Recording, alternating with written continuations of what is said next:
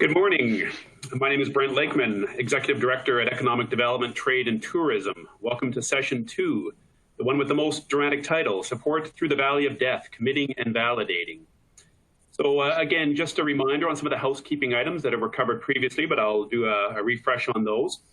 Before we begin, we wanted to cover a few housekeeping items. At the bottom of your screen are multiple application engagement tools you can use.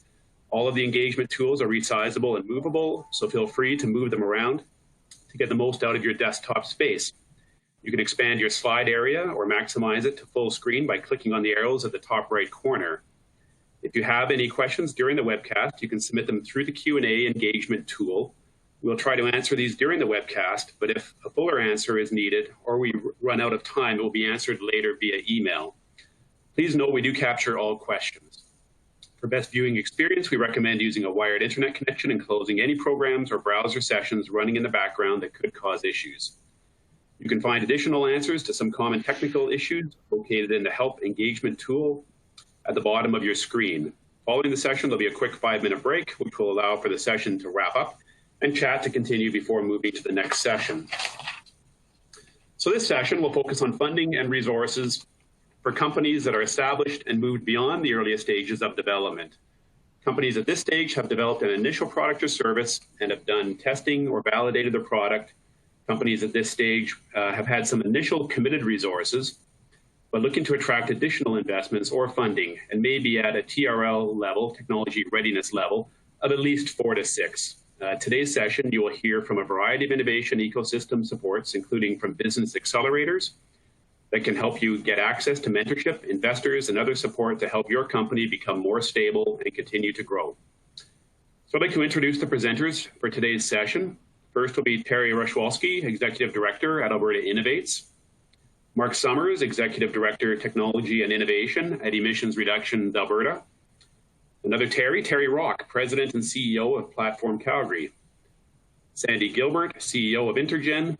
Michael McAlop, Director of Operations at Creative Destructions Lab Rockies, and Jason Switzer, Vice Chair, Clean Resource Innovation Network, or CRIN. So we'll get started with the first presentation, Terry Rashwalski, and I'll turn it over to you. Great. Good morning, everybody. Thanks a lot, Brent. I really appreciate that, and I appreciate the fact that we're doing this and we're all getting together to talk about this. Show me the money. Then I'm going to tell you some things you want to hear, and I'm going to tell you some things you might not want to hear as an entrepreneur. So when we're talking about this piece about the Valley of Death, you know, we have to go back to that client journey. We call it the client journey. It's an entrepreneurial journey. And at that front end of the journey that we talked about this morning, that Carla, Irene, and Julie talked about, entrepreneur development. You know, we want you to be successful. We're investing in your success. And it's about connections and community and coaching. And then we get into that venture development piece where we're a little bit further along and we're leading into economic development. And this is what I really want you to hear from me is this is not a grant when we get into our programs. This is an investment. We're investing for impact. We're investing in you to be successful for the province of Alberta. And it's a really important distinction when you talk about outcomes and impacts. So who are we talking about? We're talking about our clients are going to be SMEs. They're going to be Alberta SMEs. They're technology-based.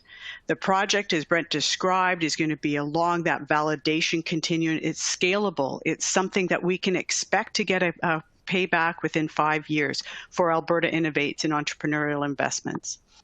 And our metrics are hard metrics, right? We want to see some jobs. We want to see growth. We want to see exports. We want to see follow-on investment because primarily we are the first investor typically. A lot of these success stories that you hear about in the Alberta ecosystem, Alberta Innovates was the first one in, right? And we invested in that success. So we want to make sure that we're getting outcomes for the province of Alberta. This is a question I get all the time. What's the big secret? What is the special sauce that I can put into that application form that all of a sudden it's going to make everybody light up? And the big secret is there's no big secret. The big secret is that we're looking for commercial outcomes. We're not looking at the technology so much. Of course, we want to have the technology, and we're going to check that out. But we want to know if you can get over the line, if you can get over that valley of death, and what are all those success factors that are going to help you get there. So that's when we say, tell me the language of traction. Is this a big enough market? What does your customer discovery look like? What does your validation path look like? How are you going to iterate and do those pivots? What does it look like and when? And be careful when you're in that disruptive space and you say, hey, I don't have any competition. As soon as someone says to me, I don't have any competition, I suspect they haven't dug deep enough. Or maybe it's a problem they haven't figured out yet. So those are all the big secret things, and I'm going to be happy to take some questions on that one later. So our programs at a glance. So Carla talked about the micro voucher, very early stage. So now you can look at it, and we map our programs across that journey, the entrepreneurial journey, and looking for those peaks and how we can move a company along. Now, you have to apply for each one individually, and the reason for that is we want to see movement. We want to see progress along that continuum. So always be thinking of that. How am I progressing? So the voucher is sort of our early stage entry. That's when you get up to $100,000. And again, 25% you put in. We want to see some skin in the game. And you can do things like you're going to hire a service provider to get your patent, to create your first prototype. There's a variety of different things. And as Carla said, make sure you go back to those program guides. And I wanted to put in here the link between post-secondary investments, where we invest in highly qualified personnel along certain business plan paths, those paths that we're focusing on, our strategic research, and also what Irene mentioned, which is the Campus Alberta Small Business Engagement Fund, where we partner with NSERC, because those are the connector pieces that push into a lot of these entrepreneurial journeys. So in that case, NSERC and Alberta Innovates both put dollars in. And an example of that is Phase Sensors, who actually started off in this CASB program, the Campus Alberta Small Business Engagement, and then moved over into our product demonstration program. So a homegrown Alberta success. So we have 2 associate programs where we can help pay for a person to be in your company, the research associate and a commercial associate. And those are pretty self-explanatory, what we're looking for. One is development of the program, of the product, and the other one is commercial. But again, always focused on that outcome. We have the product demonstration program, capital access, and global programs that I'll talk about a little bit further. So global partnerships, for us, it's not about exporting so much as making that technology partner or a distribution agreement that gets you into a new marketplace. So we like to have companies thinking global as soon as they're starting off. What is that global and scale up path for me? So there's going to be some more conversations in there about what this looks like, and that's why I've got the little and beyond in there. And I do want to let you know that in partnership with Economic Development, Trade and Tourism, the Export Readiness Microvoucher will be relaunched on June 15th. That's a $20,000 contribution with 25% from the client to get a service provider for export or market entry plan. So you can watch our website and our social accounts, the Alberta Innovate social accounts for that. We're on Instagram, Facebook, LinkedIn, and Twitter. I also want to talk about capital access and major transactions. As a company moves along out of validation and into that scale-up part, we find there's a lot of companies that need more supports. So our capital access group has executive business advisors. It's a curated program. You have to have a product to get in. You have to be ready to move the needle and scale. So what we're looking for is companies that want to work with someone hands-on, get you investment ready. So someone to help you build your data room, get your cap table in order, maybe do some specific connections, and in some cases even walk you over and get a VC and help you with that term sheet. So very successful program. So coming soon. What changes can you expect from Alberta Innovates in our entrepreneurial investments place? existing programs, we're going to be aligning all our current programs with our business plan outcomes. So you can watch our social channels for that. We're going to be more explicit about what an Alberta firm means. So we're unique in Canada, and we're getting a lot of attention for that. And so there's other people coming in who maybe aren't so Albertan. So we want to make sure we're being very explicit about what an Alberta firm is. And we want to be explicit about those expectations for outcomes. It's not a grant, it's an investment, it's a relationship. That's why we ask you to go to a technology development advisor, get involved with your regional innovation network so that we can see your progress and participate in your progress. Our new enhancements is about that continuum and success for impact, smaller dollars faster, aligned with specific measurable traction accomplishments, and aligning our associates activity again to those desired outcomes. So we have a few other things, commercialization programs within our Clean Resources group. These are more targeted, industry targeted programs. Digital innovation in clean energy, watch for that at about 2021. I think they're going to be looking at a new launch of that program. So that's specifically TRL 3 to 7, maybe a bit early, but we'll watch for a follow-up call there. In our health group, accelerating innovations into care. It's really about market access. So this is where you're generating evidence for adoption. 50% up contribution up to $300,000. Finally, CASB, which I mentioned before, which is a great program for SMEs if you need some research done. We actually take you over to a researcher, and the money goes to the researcher, but you get that research done for you, and some great successes out of that.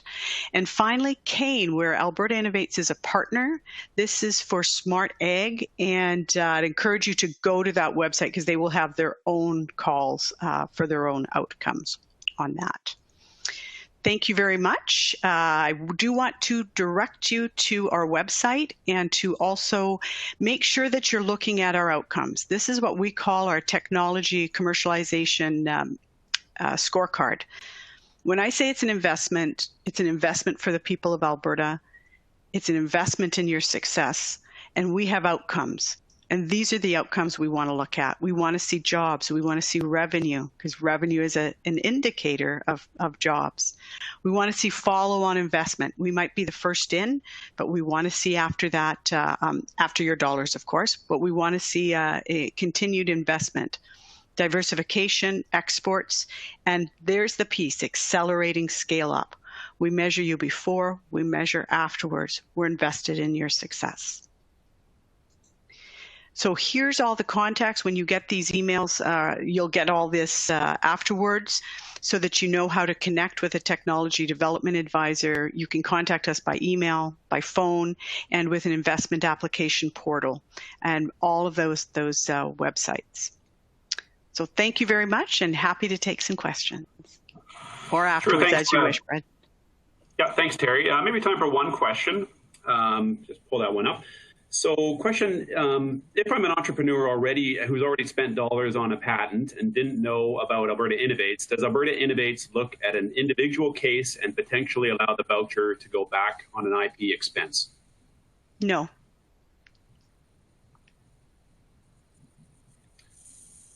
Okay. Sorry, no, there's no way to expand on that one. No, we don't do past things, sorry. And just maybe one other quick question. As a founder, can I be the researcher for my own company as well and get paid? Likely not, no. What we're looking for is, again, other people have mentioned it as well. If you are the only person in the world to do that, maybe. But primarily, no, we don't. And I think we're missing is there's a philosophical piece here, and Julie Kennett talked about it in the earlier piece, is that founders have their equity play, and we're looking for skin in the game. So it's a hard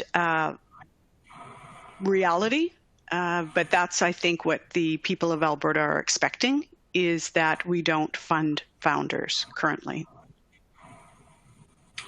Okay. Thank you, Terry. We're going to move to our next presenter, and that's Dr. Mark Summers with Emissions Reduction Alberta. So take it away, Mark. Great. Yeah. Thanks very much, Brent. And thanks also, Terry, for setting the stage around the Valley of Death. I'd say our approach at ERA is different, yet very complementary to what Terry just talked about. So good morning, everyone, and thanks for tuning in.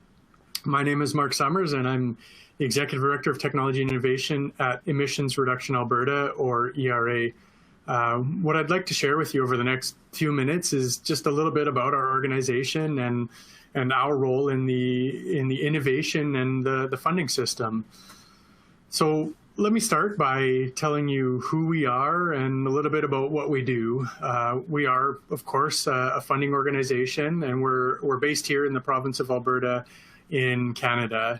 We have a mandate as an organization to help reduce greenhouse gas emissions and improve the economy in the province of Alberta. We carry out that mandate by investing in innovation, much like all the other organizations in this session. More specifically, we invest in the advancement of innovation toward commercialization. Our revenues as an organization come from the carbon price that's paid by large industrial emitters in Alberta, and we reinvest those revenues through a transparent and competitive process that's focused on maximizing greenhouse gas emissions reductions and economic benefits for Alberta. And more specifically, what exactly we fund are projects with clear objectives, deliverables, timelines, and a well-defined work plan and budget. And of course, as you can see from the title of this session, Support Through the Valley of Death, our focus is toward the latter end of the technology development spectrum, as innovation and technology is proven in the lab and needs to be scaled up, tested in the field, and moved across the Valley of Death. Brent mentioned in the opening comments, TRL 4 to 6 or so. Our focus is bringing technology up to TRL 7, 8, and in some cases 9. So further to what we fund in terms of who we fund, we've been very fortunate over the last 10 years to build a diverse portfolio with a very diverse set of recipients, some of which are shown on this slide. So this includes everything from large multinational organizations right down to small startups inventing out of their garage. We've had projects with municipalities, with dedicated research organizations, with post-secondary institutions, with industry associations themselves, and even government research labs and not-for-profit organizations in some cases. All in all, I'd say we're very open to working with just about any type of entity. And oftentimes, the projects that we fund end up consisting of multiple entities. In fact, a project consortium that involves, for example, an innovator or a technology developer that's partnered with a site host like an industrial operator or a municipality can often represent a really strong value proposition. But whoever the project consortium consists of, what we want to make sure as an organization is that the consortium and the team have the capacity to carry out the project and advance the innovation toward commercialization, and ultimately share the outcomes and learnings of that project for the greater benefit of Alberta and beyond. So, further again to who we fund, I wanted to mention that our investments span across a number of industries and sectors of the economy in Alberta. We've developed what we call a technology roadmap document that guides our investments and lays out 4 primary strategic focus areas for the organization. You can see here, the first is cleaner oil and gas. Alberta is an energy exporter. We know we're an energy producer, but we want to provide our customers with clean oil and gas products, clean hydrocarbon products. The second is low emitting electricity system, and this is both in terms of supply and electricity consumption. So this includes renewable electricity, energy storage, electrification, and a number of other things. The third is around industrial processes and products, which includes, decarbonization of cement and chemical manufacturing, for example, or creating products out of CO2 emissions and a number of other things. And finally, food, fiber, and bioindustries, which spans agriculture, it spans forestry, forest products, bioenergy, biomaterials, and really just about anything large scale that you can put the word bio in front of.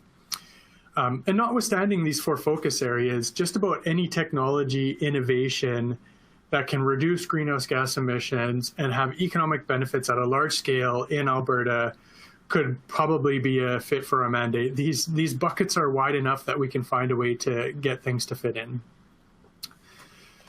Okay, so whenever I give a presentation, I know that one of the most important things I can talk about, and what people often care about the most, rightly so, is not how awesome I think ERA is and the great work that we're doing, but rather how you, the audience, the innovators, the industry members out there can get access to our money. So, we essentially got two mechanisms or two programs really to solicit proposals and to award funding. The first is through our calls for proposals, or what we call our challenges. We generally hold 2 challenges per year on average, and these are typically focused on a theme area that is both strategically relevant for the province as well as ripe with opportunities.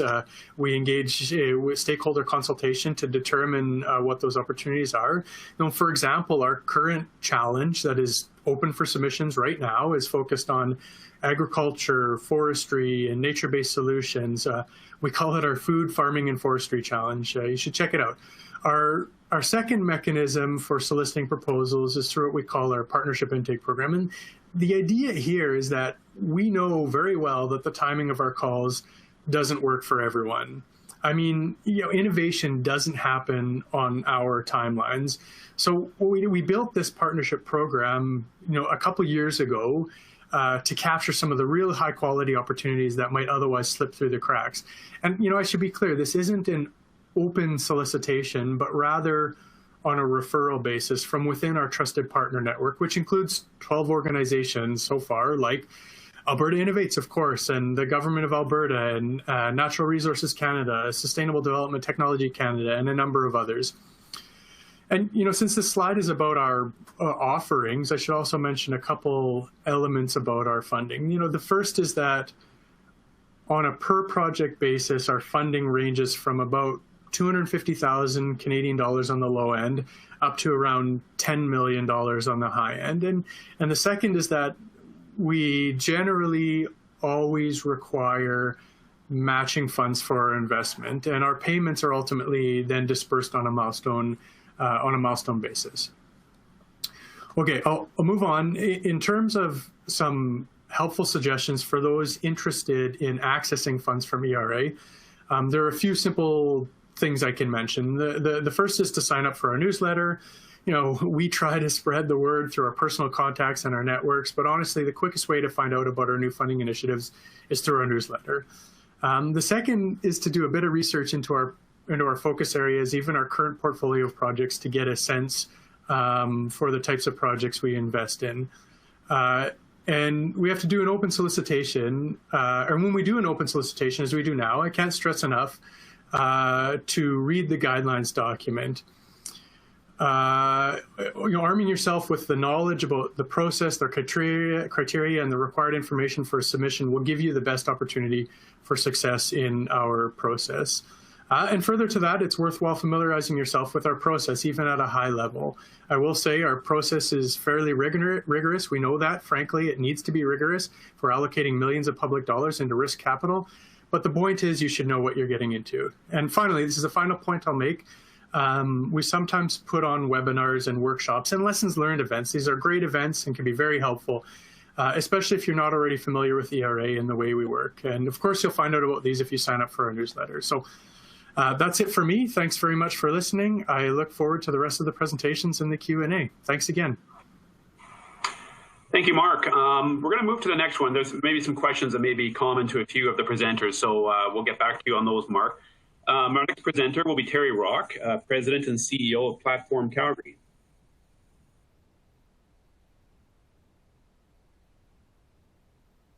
Great, thanks, Brent.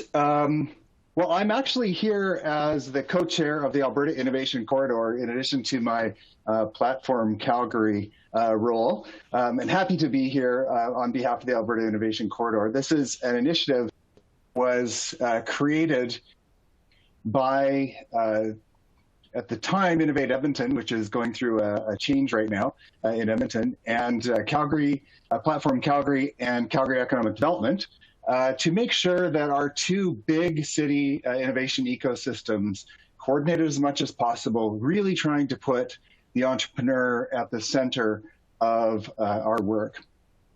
And so we set in that process some goals, and I'll talk about that. I'll also talk about, and some programs that we're working on, some initiatives that we're working on. What I'm going to give you here, and so I'm asking you to put on your blast shield, because I'm going to give you a very big picture overview of the amount of support that's available in these two big city innovation ecosystems. And I would say that it's going to look overwhelming. And I also say that the fact is that there's an organization like Platform here, and Edmonton has Startup Edmonton, Tech Edmonton, and other organizations that are here to help you navigate that innovation ecosystem.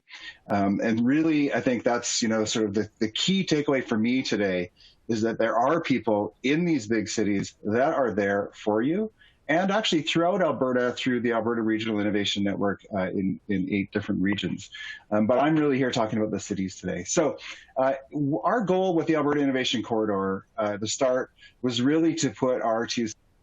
We believed that if we show it up together, that we will make a bigger impression. If you've ever been to one of those big tech conferences globally and tried to figure out on the floor, the fact is that a city of 1.5 million, 2 cities of 1.5 million, have a very hard time showing up. So if we show up together on the global stage, we can make a bigger difference. So to do that, we've done benchmarking, both cities, Startup Genome. Last year, when Collision happened in Toronto, remember when people could actually get together and meet, that we set up as 2 cities, got our booths right next to each other. Edmonton served donuts and Calgary served coffee, or the other way around. And we promoted a story of 2 urban centers that are delivering innovation.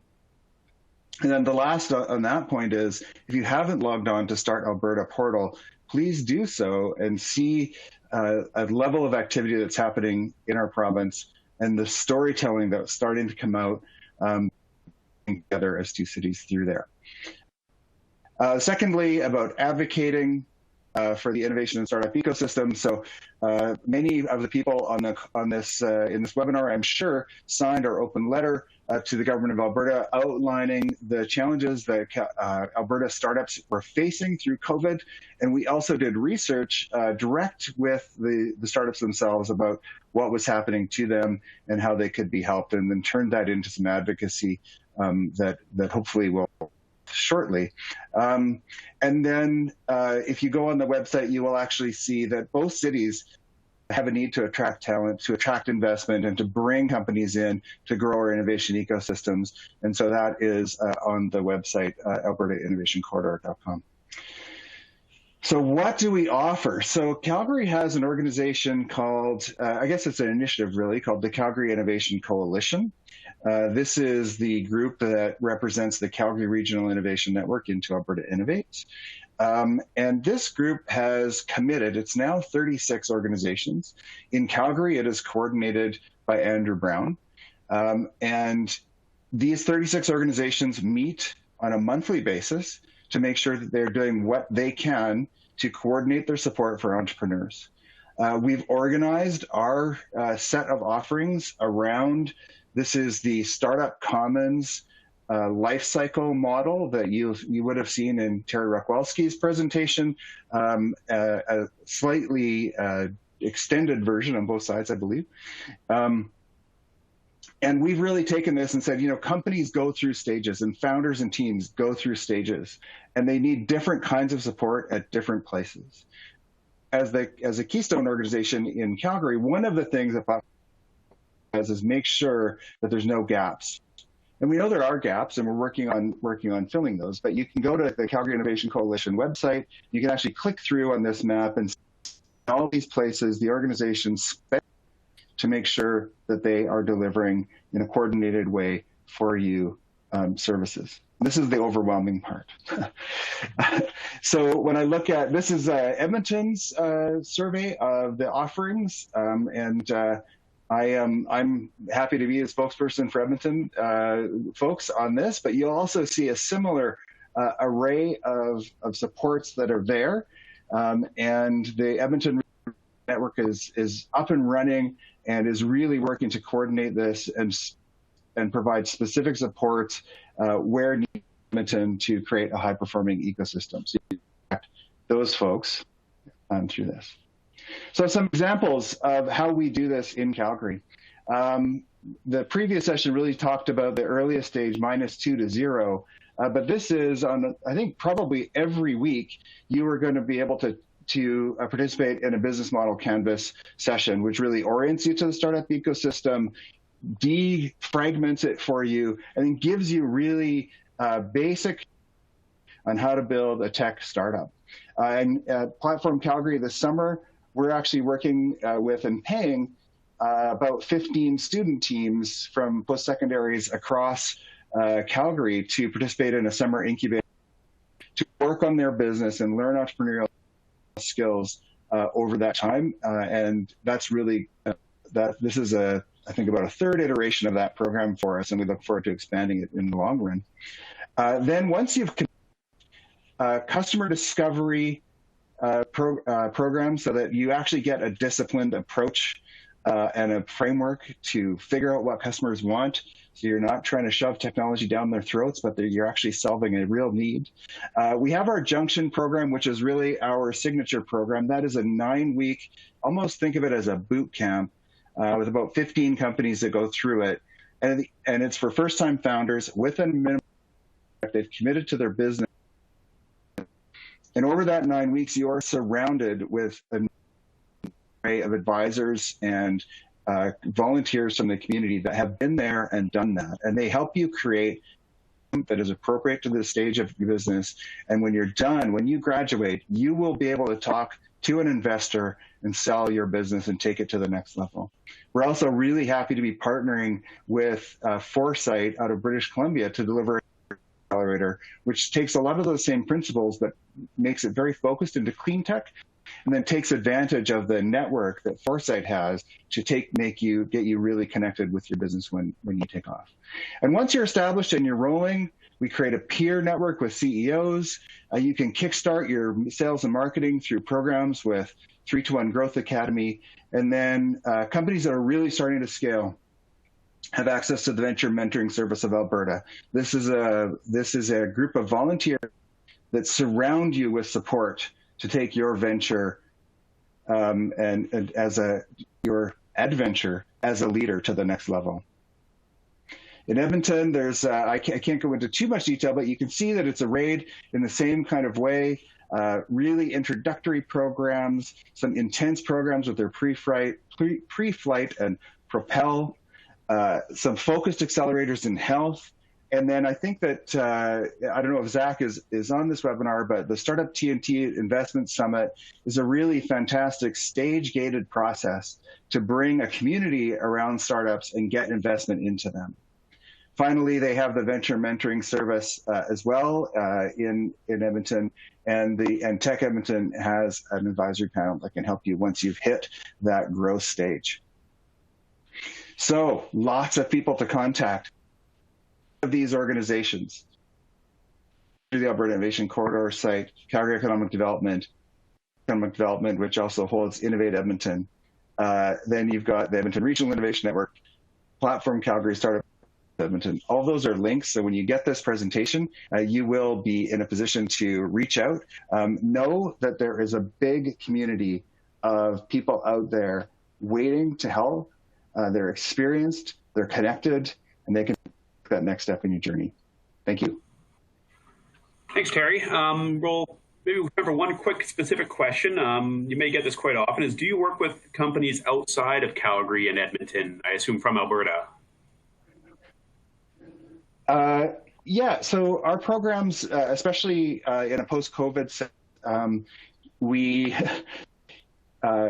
the two things there. The first is that we run the Startup Visa program out of our office. So we actually field inquiries from around the world and help people in Alberta.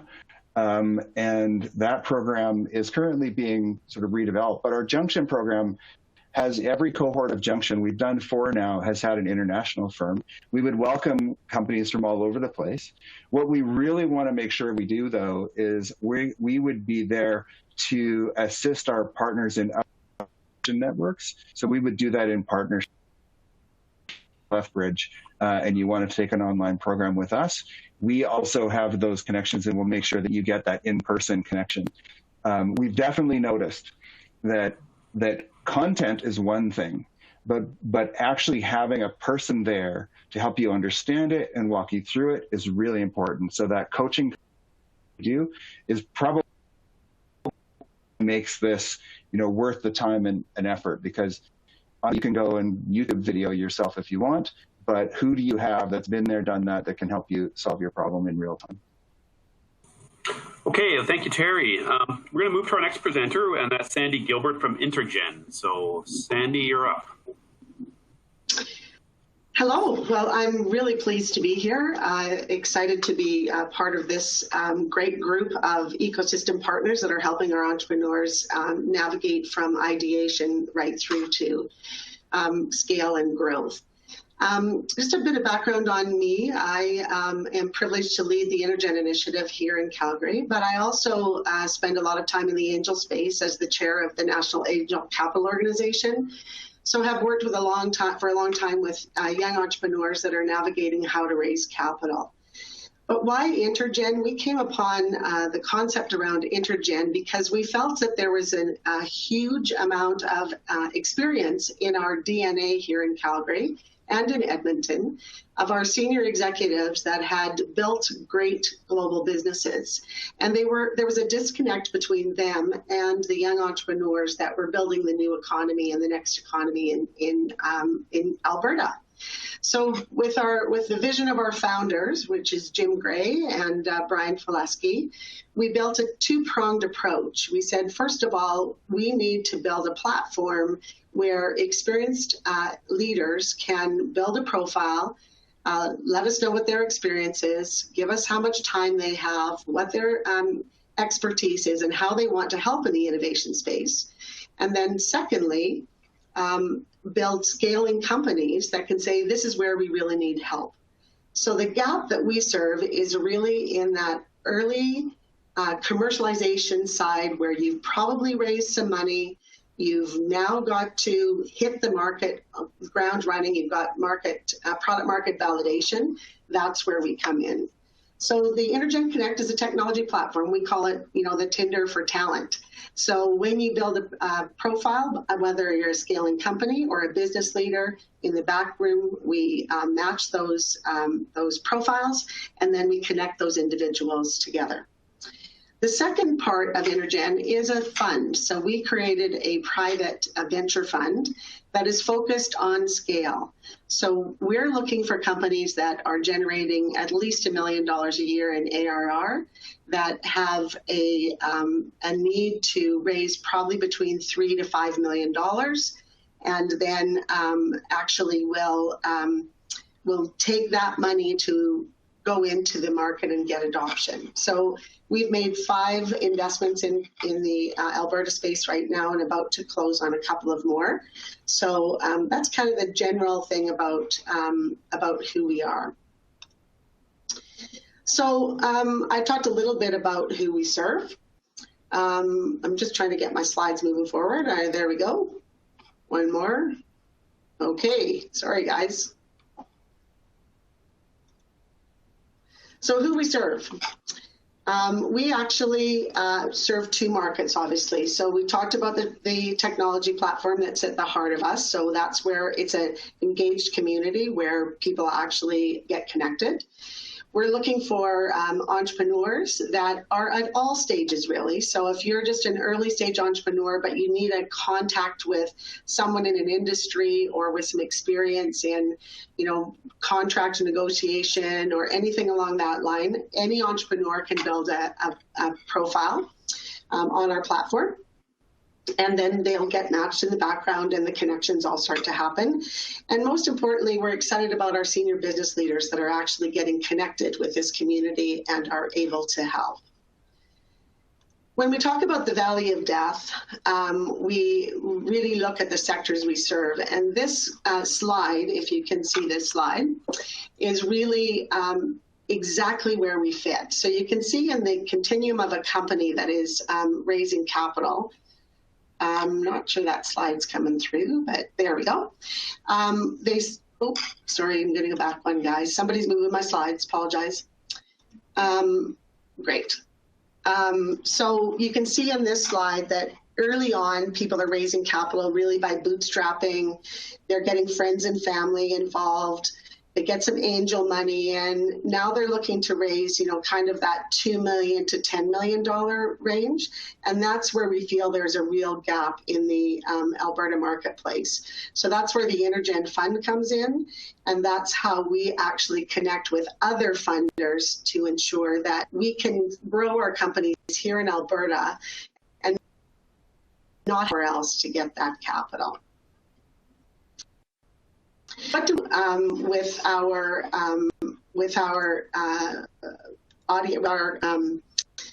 profiles?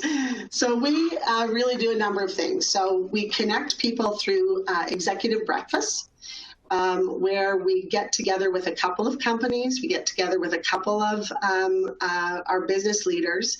We put them in a room. Today we're doing it all virtually, and it actually is working out very well. And the excitement in that room is unbelievable, actually, because you see these business leaders that actually haven't been exposed to this innovation space, and they get excited about what's going on instead of so concerned about what's happening in our traditional economies here.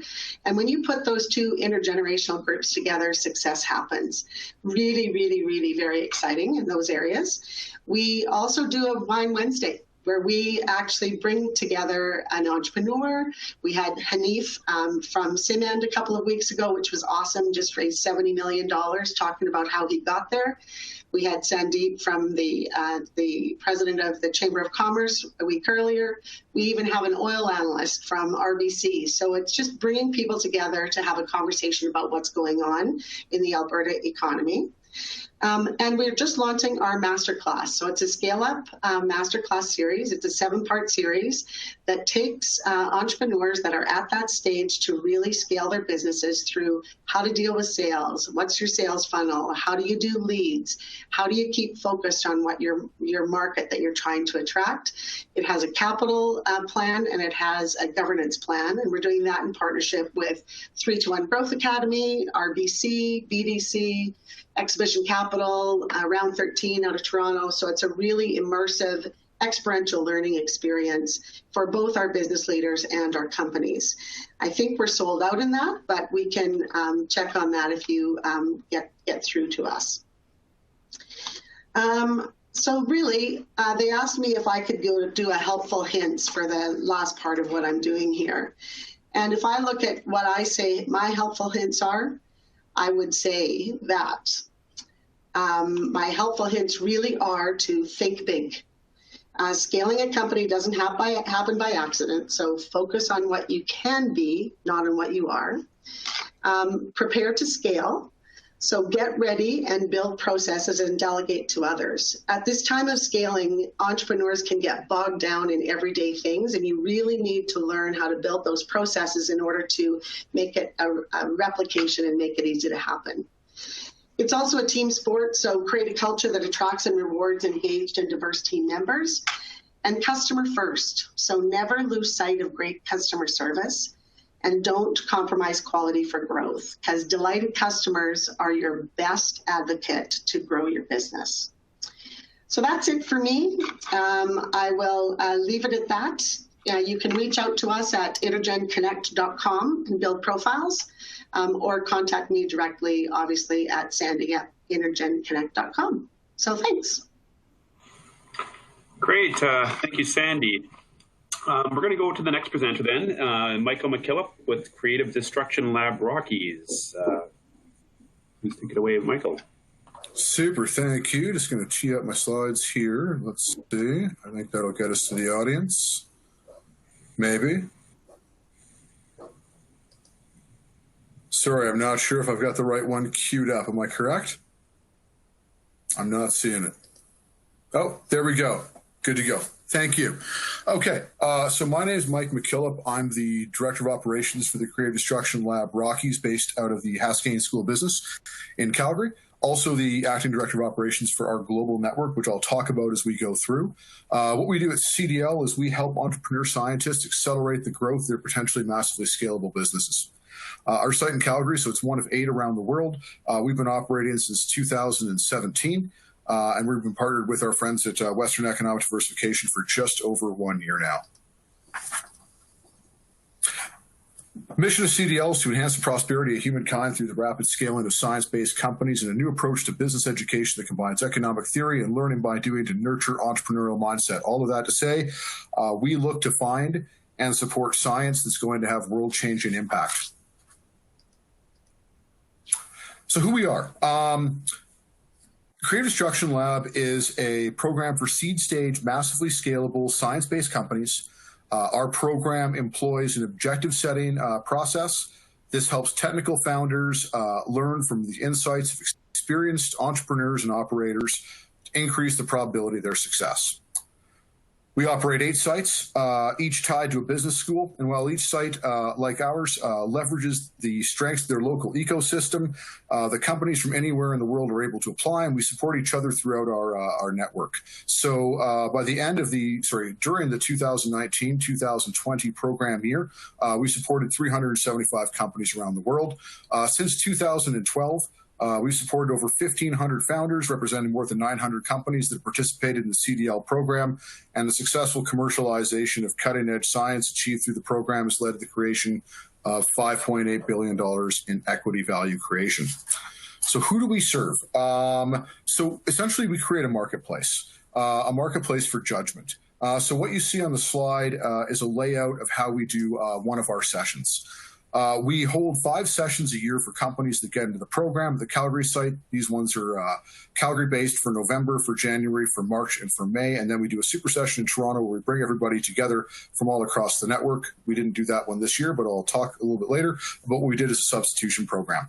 So for any company that's in our program, having spent the morning for any one of our sessions meeting with a hand-selected group of mentors, ventures are discussed in an open forum by our group of fellows, associates, scientists, supporting MBA students, and our corporate partners. The idea is to come to 3 crystal clear objectives. Any new venture CEO is going to have a dozen things that might be on her mind for what she might have to do over the next coming months. What this group's goal is for that day is to narrow this down to 3 single, crystal clear, actionable objectives that founder can work on over the next 2 months to increase her trajectory and her likelihood of success. And then, of course, we check back and see how those have gone. This is a competitive program to get into. It's also a competitive program to stay in. While every venture will leave every session with a set of objectives, the way to continue in the program is to get voted forward by one of our mentors, and that vote comes with a commitment of time. So a company to continue through our program needs to have continued mentor support and mentors that continue to volunteer 4 hours of their time over the next 2 months in between our sessions.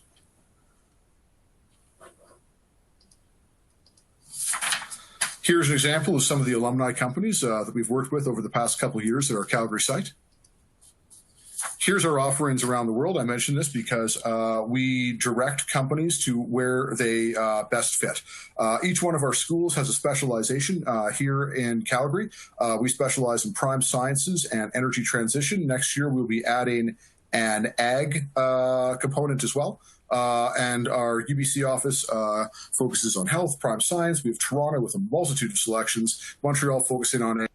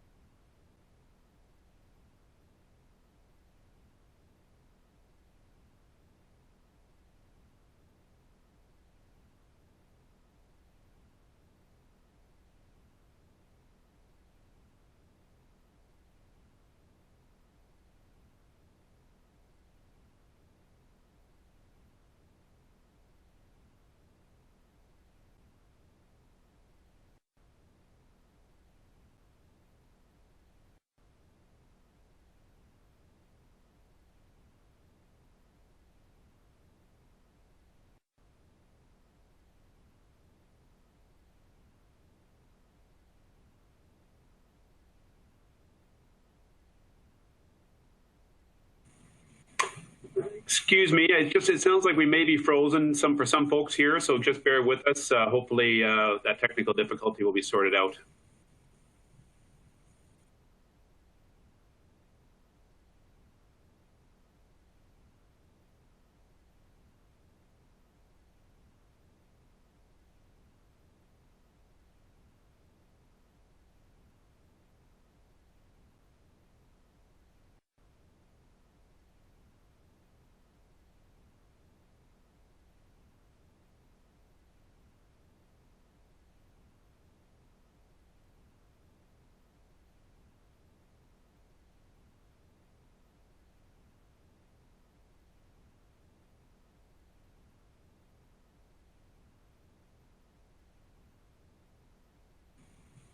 I think we're still having a difficulty. Hopefully someone can hear me on this. We'll just wait a few more minutes.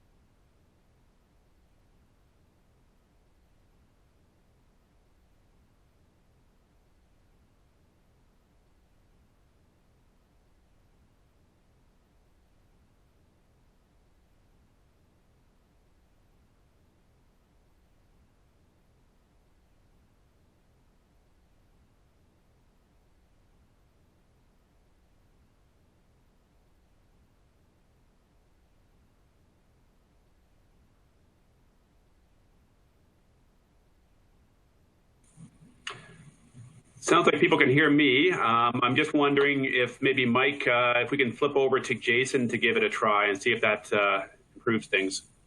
Jason, are you able to go straight in?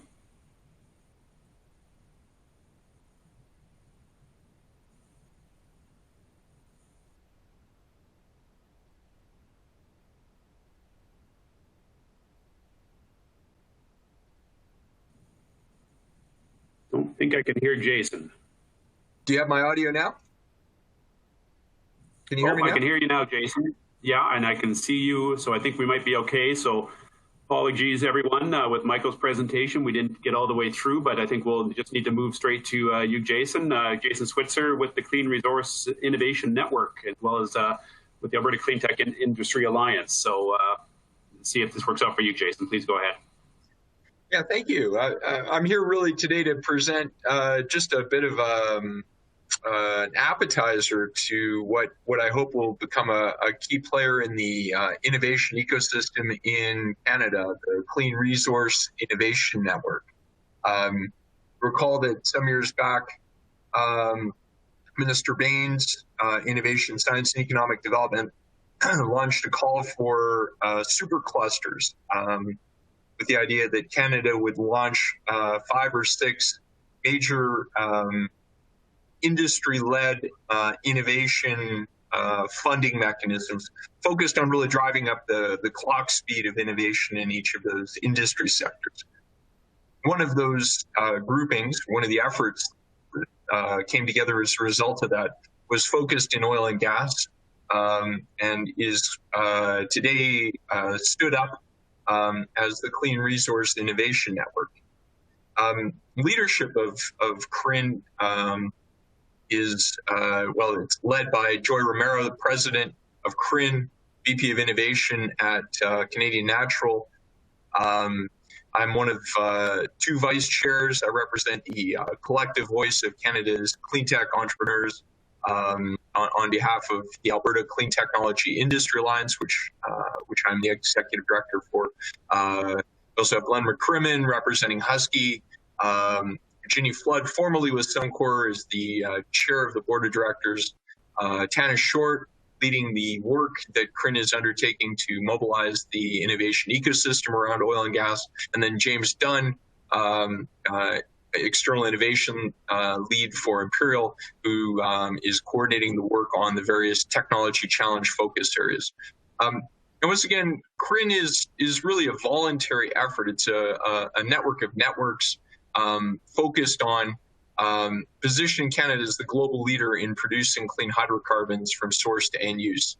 And in that role, not creating a new organization as much as knitting together the various pieces and individual sectors. So whether that's government partners, and many of them are here today, but also the producers, the energy service companies, the buyers. So, the buyers of hydrocarbons across numerous markets, whether that's fuels, materials, chemicals, and so on, as well as the entrepreneurs, the many entrepreneurs working in this space, and the various financial players, ranging, of course, from seed investors and angels right through to commercial banks and major lending institutions.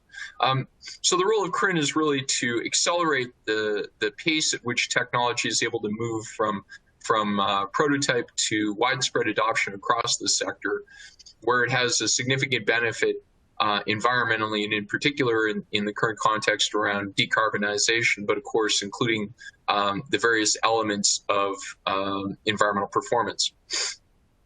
The way to get involved, and I'll come back to this again, is you need to become a member. And becoming a member really is as simple as signing a social contract. Very similar, modeled in fact on Rainforest Alberta. CRIN has a social contract up on our website. By going through that and signing on, you then are eligible to receive our newsletter, which will keep you apprised as we start to roll out various programs and activities.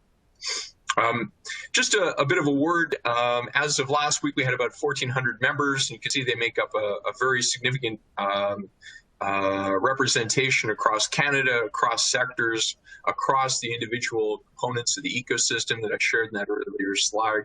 And that membership is growing every day. And I think as we start to become more active, now that we're standing up the organization more formally, you'll see a lot more activity, both within the formal CRIN structure, but also, and this is, I think, where CRIN will be particularly important, is creating those collisions between organizations and individuals that will allow things to move forward more quickly.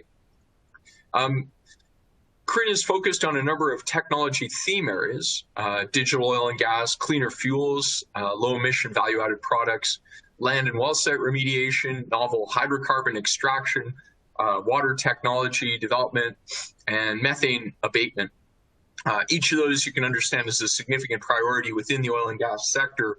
But what you'll see here is also that the leadership of these working groups is not necessarily from the producers, but from a mix of organizations, technology startups, oil and gas companies as well, but many different players within the ecosystem. And I think what you'll see in those individual working groups focused on defining and strategizing around how to address the real challenges that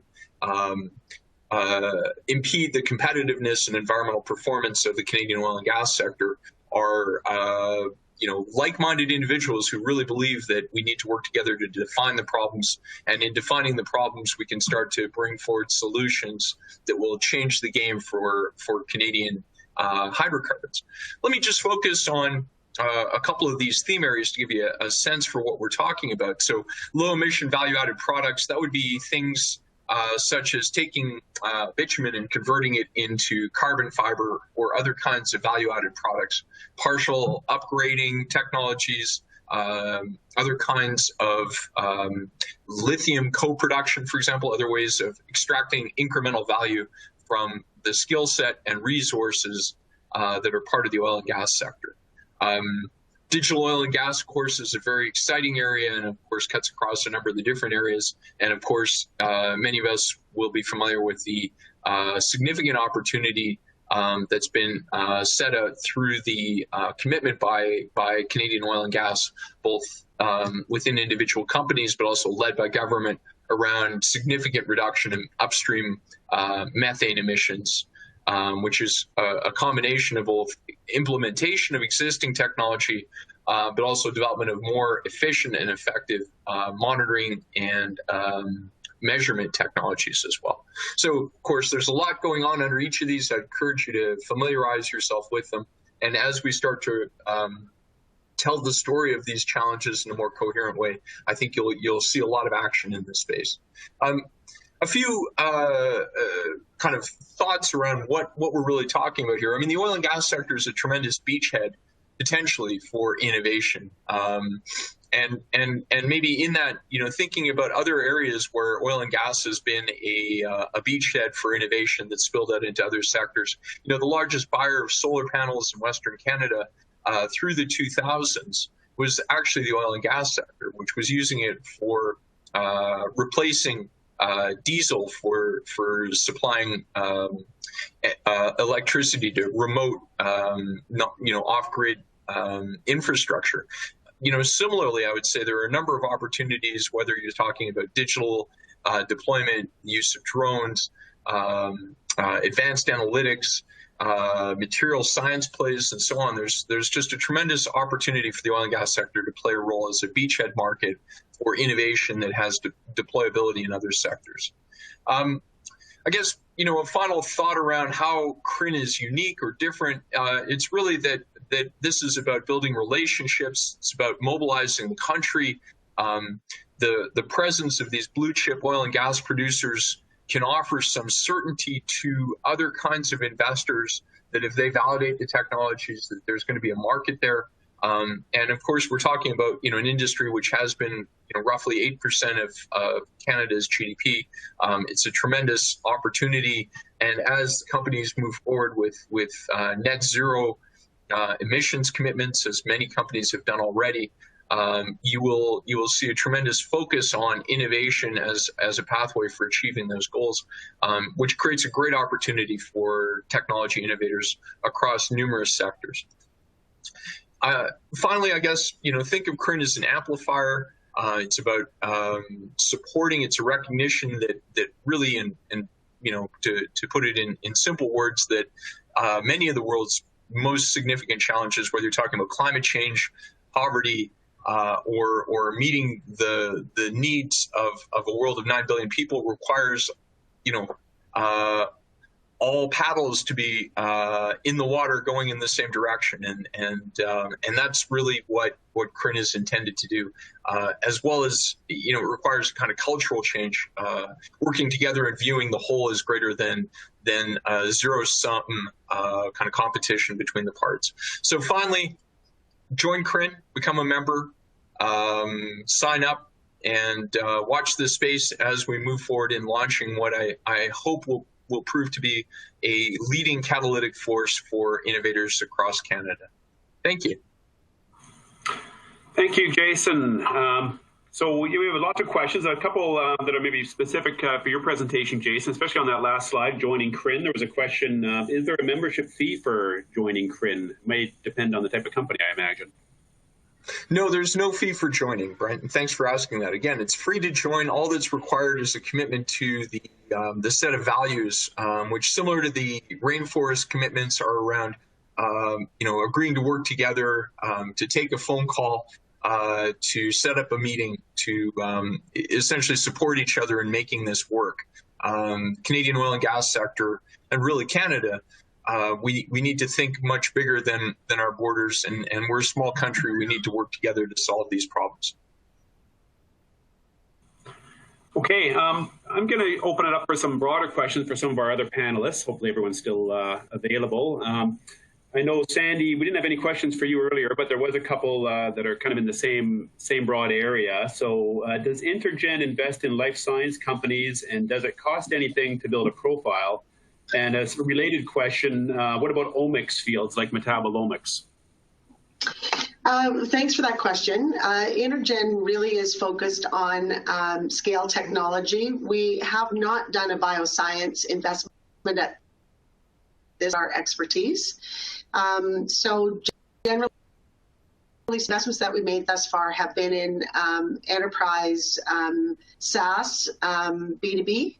But we look at anything, and if there's a good collaborative partnership around the investment, we would take a look for sure. So does that answer that question for you?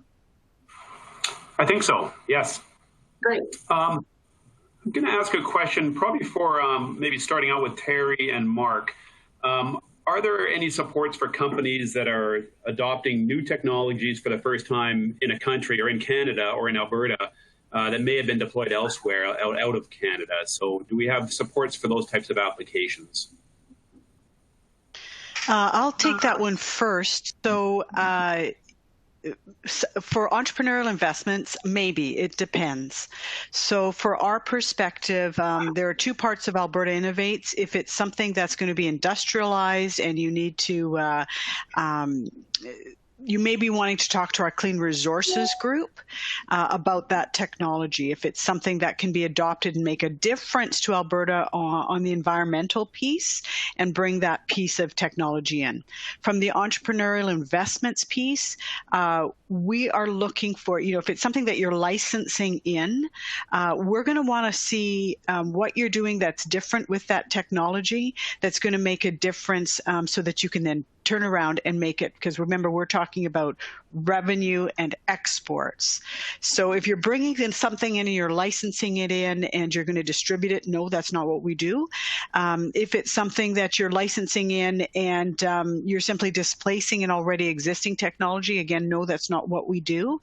But there is that piece that might be make a environmental difference, which would be our Clean Resources people, or possibly health. Mark? Yeah, thanks, Terry. Hopefully everyone can hear me. I'll add to that and mention that this is something that probably fits a little bit better in ERA's portfolio, typically speaking, than the Alberta Innovates portfolio. And the short answer is yes. It's a little more complicated than that, but. If I refer back to my presentation earlier, I talked about we focus on the latter end of the TRL spectrum, which includes first of kind commercial deployment of innovative technology, and sometimes that first of kind can in fact include innovation or technology that's been commercially proven or deployed elsewhere, but's never been done before in Alberta. It may be the one thing I'll mention.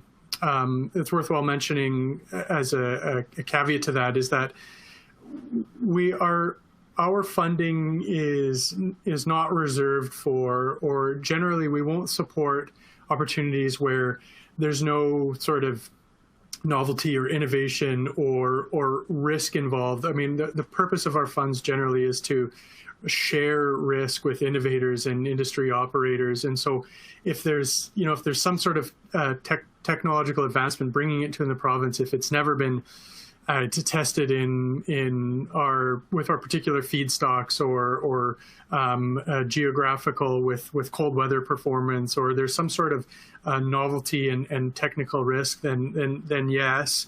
And that can, there's certainly some gray area between first of kind in Alberta and commercially available. And so the best thing is, have a conversation with us or look at our programs. But yeah, we have funded opportunities that fall into that description in the past.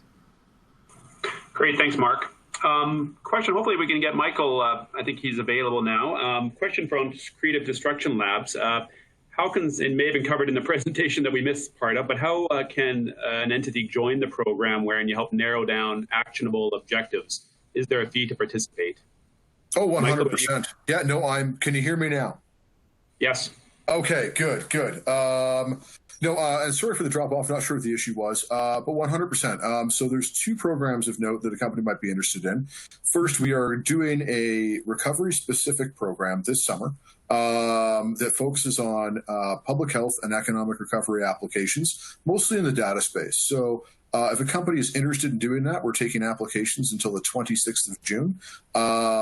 And that one you can find on our website. Just Google Creative Destruction Lab and it'll come right up. And then for the core program, again, we've got lots of different offerings. So we have a prime science one here in Calgary, a lot of medical devices in that one, for example. But if you're a medical device company, there's also opportunities maybe in our BC office or a Toronto one. Same thing, you can apply for that one online. You can ping us at info@creativedestructionlabs.com.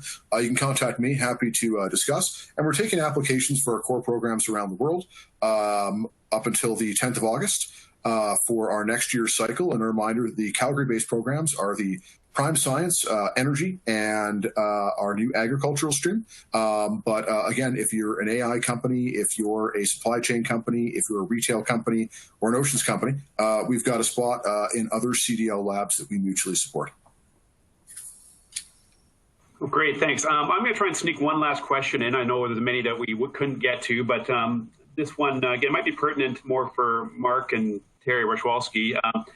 Can the industrial share, I guess, around a funding application be through the assets or services, or does it always have to be cash? No, we do. There's sometimes when we accept in kind as well. The best thing is to go to your program guides and read them, because they will actually say and outline what can be expensed and what's involved and that sort of thing. So yes, more with the product demonstration program. Yeah, I'll jump in quickly and echo that. For our programs, check out the guides. We have an eligible expenses cost guidelines document that lays that out.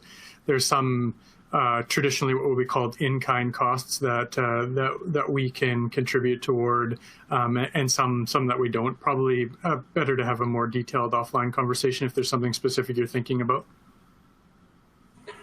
Great. Thank you, Mark and Terry. And again, I know there were lots of questions, some very specific to some of the entities, I think a few at the end on CRIN. So my understanding is there will be some responses prepared. Some of the materials will all be provided that should have some of the details you're looking for. But I guess it's time now to wrap things up. I'd like to, I guess, first thank all of our presenters for the excellent presentations. Again, we apologize for some of the technical difficulties here, learning experience. Next up is session 3, support for growth, scaling, and establishing, which will start right after this very, very short break at 11:45. So if any of you wish to stay on this session, we can continue briefly with any discussions through the chat functions or the Q's and A's. Thank you, everyone.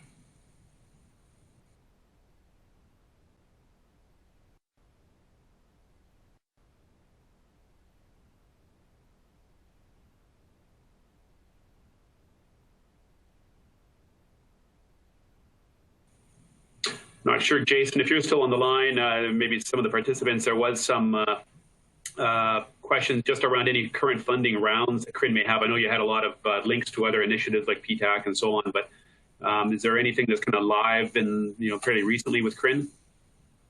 All I can say on that is watch this space. We've been in a long discussion with government around this, and we're hoping to be able to announce something like that soon. But ultimately, CRIN will succeed on the basis that it becomes a way for companies, for solutions developers to bring ideas forward that address the interests and needs of the oil and gas sector, and move things into validation and deployment more rapidly. The funding is a nice part of it, but don't forget that as a collective, the oil and gas industry spends about $1.2 billion a year on research, development, and deployment, which makes it the largest single investor in innovation in Canada. That's going to be a lot bigger than any kind of fund that might come out through a provincial or federal program. Great. I got one other one. That's kind of, I'm interested in the answer here. Does CRIN work with any exporting companies to take new technology to other countries? So a bit more of that export trade flavor. Is that an objective, or is it really around the domestic applications? Well, it's a great question. We've initiated a partnership with the Federal Trade Commissioner's Service to help promote companies active in each of the domains that are identified, so those 7 tech theme areas. So, for example, methane abatement, that's a global problem. There's a sort of global mobilization through the World Bank and through the UN Framework Convention on Climate Change, the signatory countries around that, and the Paris Accord to decarbonize, demethanize upstream oil and gas. So there's huge export opportunities into other markets, and particularly like-minded states in North America, as well as European oil and gas producing countries. So, I mean, the answer is yes. And, again, we're going to need to kind of build those relationships as CRIN sort of stands up and starts to do more.